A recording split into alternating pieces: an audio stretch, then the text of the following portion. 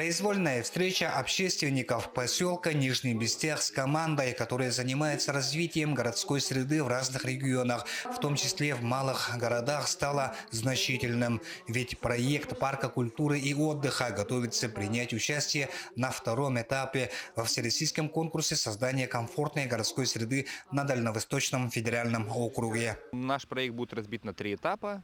Общая площадь всех 3 реализаций этого проекта 9 гектар. Итак, общая площадь будущего парка составляет 9 гектаров.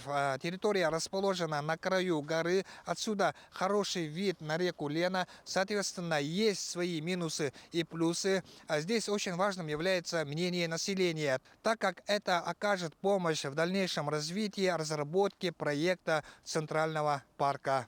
Прямыми заказчиками сейчас являются сами жители поселка. От них зависит оснащение, формирование комфорта будущего парка культуры и отдыха. И мне кажется, вот именно такой большой современный парк, я бы хотела именно его видеть каким-то современным, не нагроможденным, да, какие-то простые конструкции. Обсуждение предложений состояло из блоков, где респонденты могли придумывать образы парка, культурные коды, названия. Мнение участников семинара о будущем названии парка культуры и отдыха примерно зафиксировали. Здесь очень много названий, но большинство из них связывает дружбы народов. Теперь самая важная работа предоставляется специалистам, которые много лет занимаются развитием городской среды.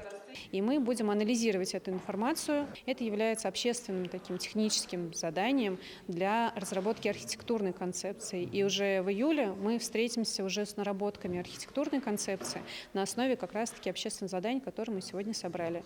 В рамках этого мероприятия в дальнейшем будет организован масштабный опрос, который повлияет на развитие территории будущего парка культуры и отдыха в городском поселении Нижний Бестях. Артур Старостин, Мигино-Кангаласский район.